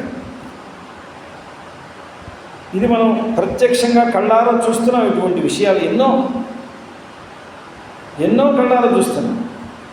ఇటువంటి కళ్ళారా చూసేటువంటి విషయములు విరుద్ధమైన పనులు ఎలా జరుగుతాయి? ఒక పెద్ద పులి ఒక చిన్న లేడి పిల్లను రక్షిస్తుంది, రక్షించదు. తాను ఒక పెద్ద లేడిని పట్టుకోవడానికి వెళ్ళింది, అది పరిగెడుతోంది. కానీ అది గర్భిణి అనే సంగతి దీనికి ముందు తెలియలేదు. అది పరిగెత్తి మధ్యలోనే ఈ పిల్లని కాస్త కడుపు నుంచి వదిలేసి అది ఎక్కడో చోట పడిపోయింది. ఎప్పుడైతే ఈ పిల్ల పడ్డది చూసిందో దానికి వెంటనే కళ్ళమ్మని నీళ్లు తిరిగి, అయ్యయ్యో నేను చాలా తప్పు చేశానని ఈ పిల్లను దగ్గరికి తీసుకుని దీన్ని ఆదరిస్తూ దీని పక్కకి ఏ మృగాలు రాకుండా తను రక్షిస్తూ కూర్చుంది. ఇది ఎలా సంభవం అంటే, ఎవరికైతే అదృష్టం ఇలా ఉన్నదో అంతర్యామి వాళ్ళ ద్వారా విరుద్ధమైనటువంటి పనులు కూడా చేయిస్తూ ఉంటాడు. ఇది మనందరికీ ప్రత్యక్ష సిద్ధం. ఇలా మనుషుల్లో కూడా ఉంటుంది. ఎవడో కసాయివాడు ఒక పిల్లవాడిని కాపాడుతాడు, వాడు కసాయివాడే కావడం. కానీ ఒకడిని ఎందుకు కాపాడాలంటే వాడికి తెలియదు, ఇది వాడికి సంకల్పం లేదు, ఇదంతా అంతర్యామి. అందువల్ల తత్ ప్రేర్యమాణానాం జీవానాం అంటే ఈశ్వరుని చేత ప్రేరేపింపబడిన జీవులు వాళ్ళకే భూతములు అని పేరు. అంటే భౌతిక అంటే భూతములతో తయారైన వాళ్ళే కదా వీళ్ళందరూ. భూత నిర్దవాచ్యానాం అజ్ఞాన తత్కార్యాంతఃకరణోపహిత ప్రతిబింబ చైతన్య రూపాణం. అజ్ఞానంతో తత్కార్యంతో ఏ అంతఃకరణం వచ్చిందో ఆ అంతఃకరణంలో వీళ్ళు ప్రతిబింబించిన వాళ్ళు జీవులు. వాళ్ళందరినీ ఈయన బింబరూపంగా ఉండి రక్షిస్తున్నాడు. జాగ్రత్తాద్యవస్థాభిమానినా విశ్వతైజస ప్రాజ్ఞులు అని, జాగ్రత్తకి విశ్వడు అని, స్వప్నానికి తైజసుడని, సుషుప్తికి ప్రాజ్ఞుడని చెప్పుకున్నాం కదా. జాగ్రత్తాద్యవస్థాభిమానినా అఖండ బ్రహ్మ సాక్షాత్కార వేలాయాం అభేదానుభవాత్. వీళ్ళందరికీ కూడా ఈ భగవంతుడు ఇలా ప్రేరేపించి ఎన్నో జన్మలు వచ్చి తిరిగి చివరి జన్మలో ఒక సత్కర్మలు చేసి ఈశ్వరానుగ్రహాన్ని పొంది ఒక గురువుని ఆశ్రయించి ఎప్పుడైతే వారు మహావాక్యం చెప్పారో అప్పుడు అఖండ బ్రహ్మ సాక్షాత్కార సమయం వచ్చిందో అప్పుడు అభేదానుభవాత్ నేను అంటే అంతర్యామి అయిన వాడు, నేను వేరు కాదు, నన్ను నడిపించేవాడు నేను వేరు కాదు అని తత్వమసీతి శ్రుతేశ్చ ఏకమేవాద్వితీయం ఇది విశేషితత్వాచ్చ ఏకశ్చాసౌ ఈశ్వరశ్చ ఏకేశ్వరః. అందువల్ల అటువంటి ఏ ఈశ్వరుడు ఉన్నాడో ఆ ఈశ్వరుని యొక్క భావం ఐశ్వర్యం. అంటే నేను ఈశ్వరుడు ఒకడే. ఆ ఈశ్వరుడికి ఏకేశ్వరుడికి ఉండే భావం ఏకైశ్వర్యం. అంటే ఈశ్వరుడితో అభేదమైనటువంటి తత్వం ఏనాడు దొరుకుతుందో అది ఏకైశ్వర్యం. అందువల్ల తదైక్యం తత్ప్రదదాతి. ఏకైశ్వర్య ప్రదాయని అంటే అంతర్యామితో ఐక్యం అయ్యేటువంటి అనుగ్రహాన్ని అమ్మవారు ఇస్తుంది, ముక్తిని ఇస్తుంది. ముక్తిదా ముక్తి రూపిణి అనే అర్థాన్ని చెప్పినట్లయితే ఈమె ఏకైశ్వర్యం అని దానికి అర్థం ఏం రాశారు? ఏకశ్చాసౌ ఈశ్వరశ్చ. ఎందుకంటే తత్వమసి అహం బ్రహ్మాస్మి ఏకమేవాద్వితీయం బ్రహ్మ ఇత్యాది వాక్యముల వల్ల కలిగేటువంటి సాక్షాత్కారంలో అంతర్యామి అయినటువంటి ఈశ్వరుడు, నియమ్యుడైనటువంటి జీవుడు ఒకడే అనే విషయం తెలిస్తే తదైక్యం తత్ప్రదదాతి. ఇది అమ్మ ఇస్తుందండి. ఏదో ఏకైశ్వర్య ప్రదాయని అంటే నాకు గాజులు గొలుసులు అన్నీ ఇచ్చేస్తుందని అర్థం కాదు. ఏకైశ్వర్య అందుకోసం ఇవి ఇవ్వదని నేను చెప్పట్లేదు, అది కూడా ఇస్తుంది. ఆమెకు సమస్తము ఇచ్చేటువంటి స్వభావం ఉంది. ముఖ్యంగా మనం ఈ తాత్పర్యం చూసుకోవాల్సింది ఏకైశ్వర్య ప్రదాయిని తత్ప్రదదాతీతి.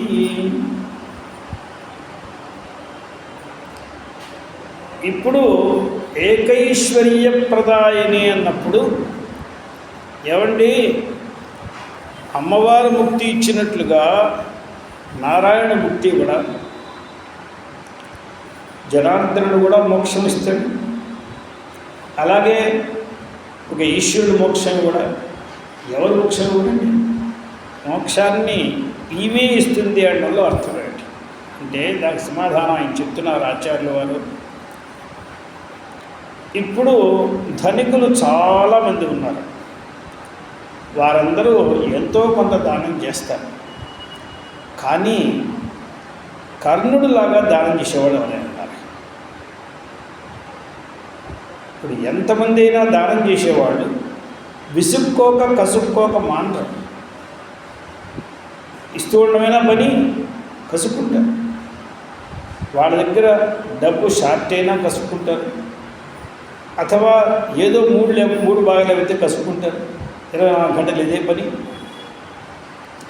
కానీ దాత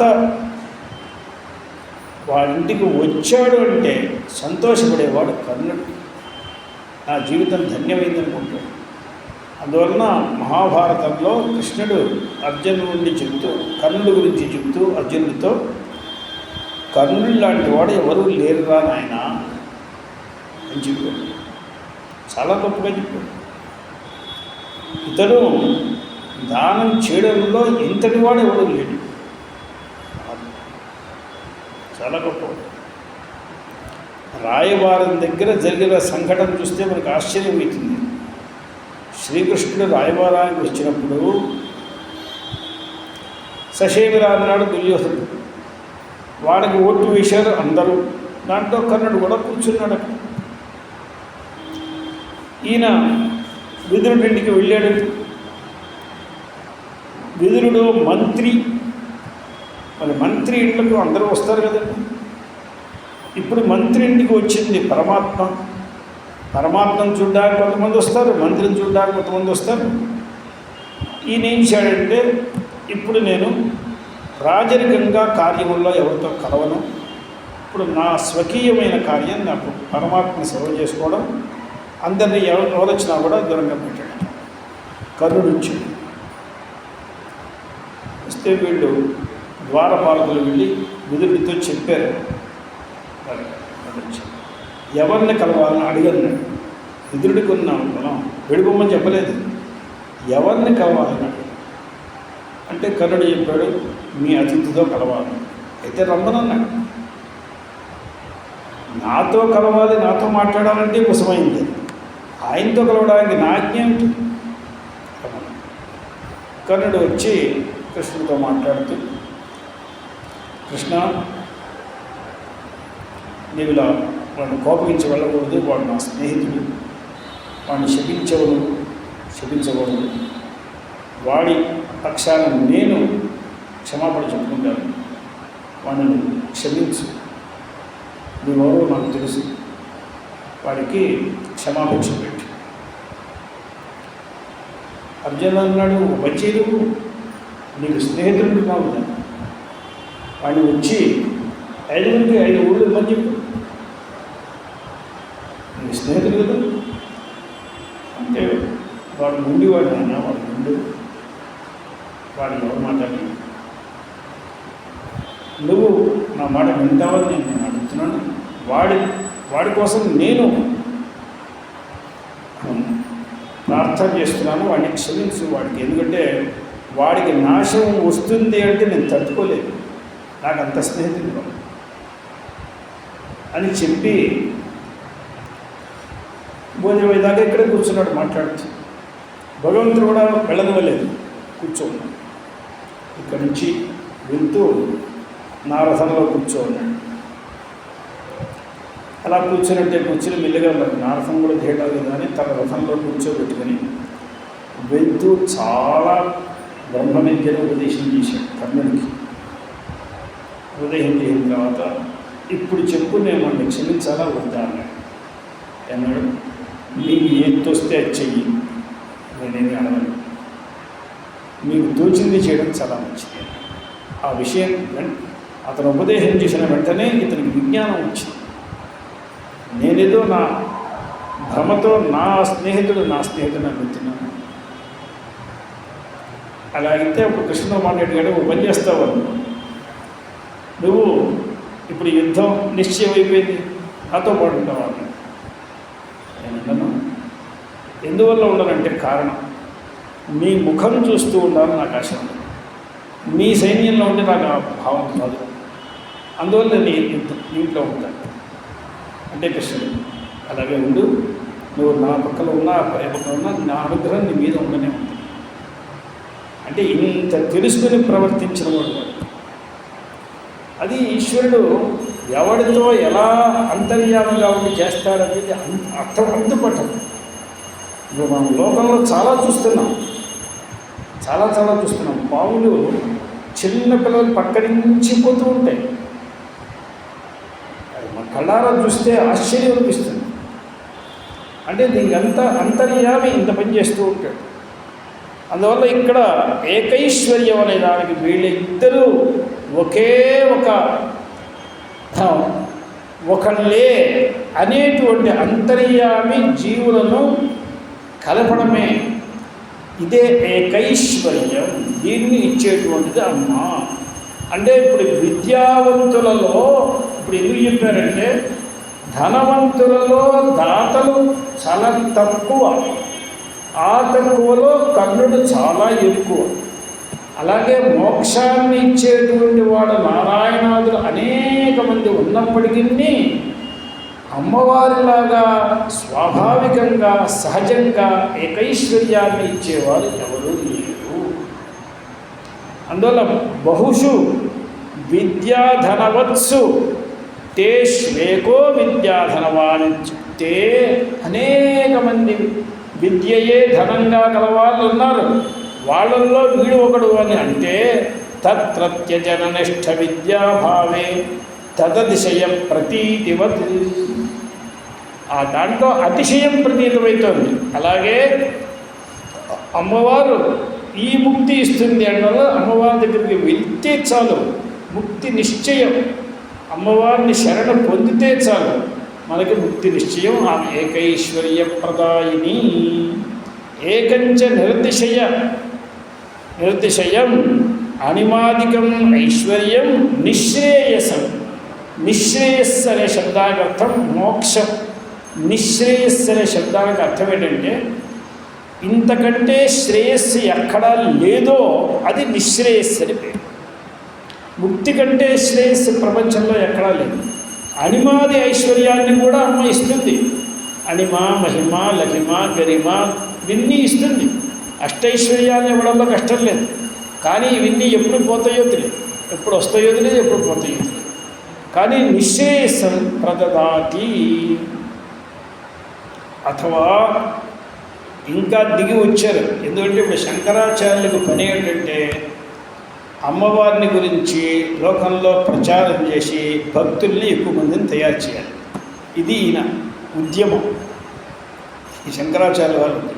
ఇప్పుడు అందరికీ ఏకైశ్వర్య ప్రదాయని అని మొట్టమొదటి అర్థం చెప్తే ఎవరు ఇక్కడ ఎవరిలోనూ కదలిక లేదు. అందువల్ల రెండో అర్థంలో ఏం చెప్పారు?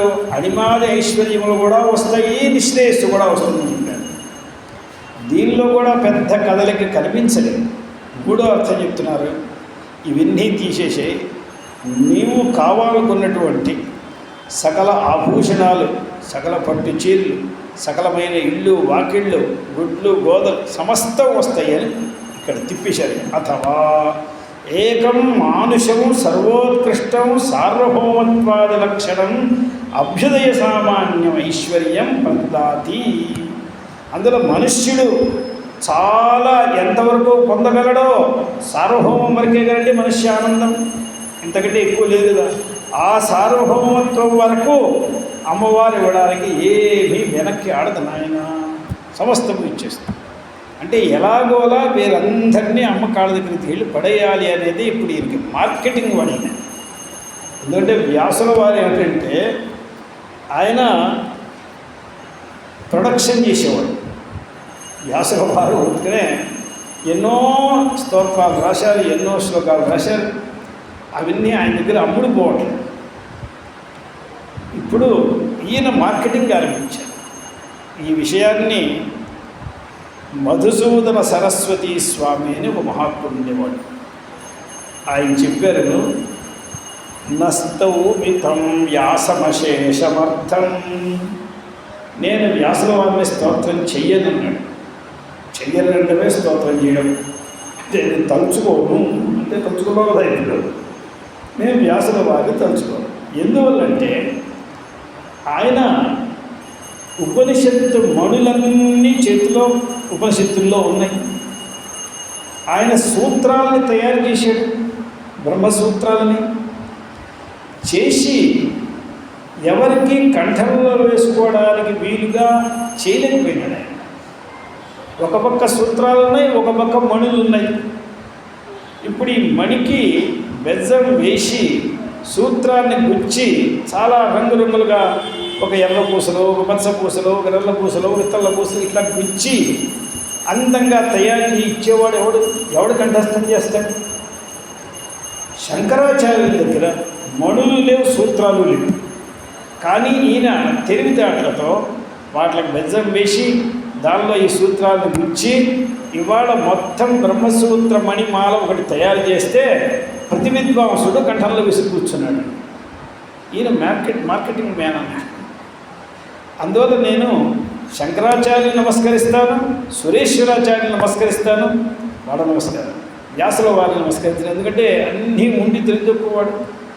శంకరాచార్యులు పుట్టినంత వరకు ఈ శంకర భాష్యాన్ని ఎలా కంఠస్థం చేయాలని ఎవరికీ అర్థం కాదు. అసలు ఈయన చెప్పిన సూత్రముల్ని మణుల్ని ఎలా చేయాలి అంటే ఏదో వాళ్ళు ఇలా చేస్తే బాగుంటుంది, అలా చేస్తే బాగుంటుంది అనుకున్నారు తప్ప అవేవి కుదరట్లేదు. మణుల్ని అన్నీ మూటగట్టి బిల్లు వేసుకుంటే బాగుంటుందే, దానికి వేసుకోవడానికి ఒక విధానం ఉంది కదా. ఆ విధానం ఏమిటో ఈయన శంకరాచార్యులు వారు తెచ్చాడు. అందువల్ల నిజంగా ఈయన మార్కెటింగ్ మ్యాన్ అంటే తెలుస్తుంది. ఒక మొట్టమొదటి అర్థం చెప్పి, రెండో అర్థం చెప్పి, మూడో అర్థం చెప్పేవాటికి ఈయన ఏమనుకుంటున్నారు అసలు అంటే ఎలాగోలా మీరు రెండు అబ్బాయి ఇక్కడికి వస్తే ఇక్కడ అంతా మారిపోతారు. అందువల్ల రాకుండా ఉండడానికి మనం ఏదో భయపెట్టేస్తే ఇవాళే ముక్తి ఇచ్చేస్తుందంటే నా పిల్లలు ఏమైపోతారు, ఇంట్లో రేపటి నుంచి ఎవరు వంట చేస్తారు అని అడగద్దు. ఆ వంట కూడా ఆమె చేస్తుంది, నువ్వే భయపడద్దు అని చెప్పేచ్చు. అందరూ వచ్చేస్తారు. ఓం ఏకైశ్వర్యప్రదాయిన్యే నమః. ఏకాతపత్ర సామ్రాజ్య ప్రదా చైకాంతపూజిత ఏధమాన ప్రభా చైజనే జగదీశ్వరీ. ఓం నమః పార్వతీపతయే. హర హర మహాదేవ్.